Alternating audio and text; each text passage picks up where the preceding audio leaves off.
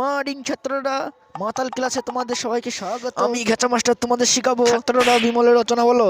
Sir, Bimal হচ্ছে একটা দুর্দান্ত খাবার, যার স্বাদ বিমলের মধ্যে আছে, তা কোনো বিড়ির মধ্যেও নেই, মদের মধ্যেও নেই, গেঁচার মধ্যেও নেই। হ্যাঁ, ঠিক বলেছে, ঠিক বলেছে। কি বললি সালা, বিড়ির মধ্যে নেই? এ অকাই কমাটা লজ্জা করে না? তুই তোর বিমলগুলো লুকিয়ে থুয়ে আমার বিমলগুলো খেয়েছি। এবার আমি কি খাবো, আমি কি খাবো?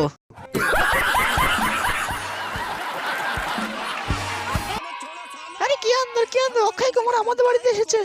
কি ম্যাডাম, ফুক ফুক করে বিড়ি খা? বিড়ি ছাড়া কি খাবো অক্ষয় কুমার? দেখেছো বিড়ি খেয়ে তোমরা কি করেছো? সারা ঘর কালো করে ফেলেছো। এর চেয়ে আমাদের নম্বর 1 একটা জিনিস দিচ্ছি, সেটা খাও।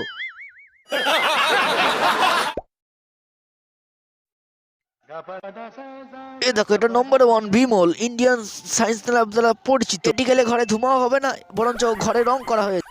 আজকে থেকে মেয়েরা বিবি হে, তেরা ভাবি হে। রাজা মশাই, তোমার কেমন বিচার? বিমল খেলেও যদি বন্দি হতে হয়, তাহলে হাজার হাজার মাতাল আছে, তাদের বন্দি করছে না কেন? আমাকে কেন বন্দি করেছো? আমি তো শুধু বিমলই খেয়েছি, অন্য কিছু তো খাইনি।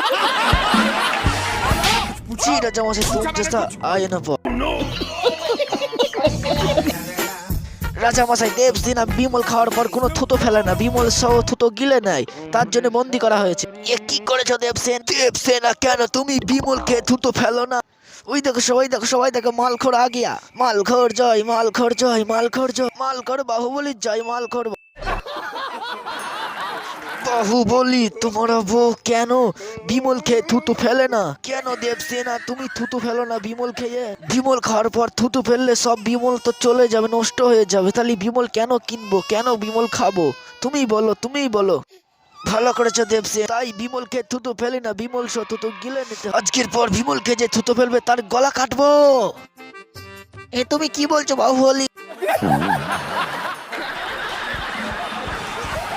হ্যাঁ বলো শোনা, আমার বিমল সব শেষ হয়ে গেছে, আমাকে নতুন বিমল কিনে এনে দাও না। মুখ দিয়ে লাল লাল থুতু বের করবো বিমল খেয়ে।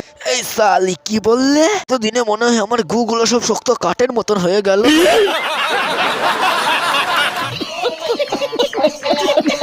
নতুন বিমল কিনে দেবো না? আমি 4 দিন ধরে বিড়ি খেয়ে হাঁকতে পারিনি, আর তোকে নতুন বিমল কিনে এনে দেবো, তাই না? এখনো পর্যন্ত হাগা লক হয়ে আছে। मैं तेरे सामने जो भी हुई वो सारी गलतियां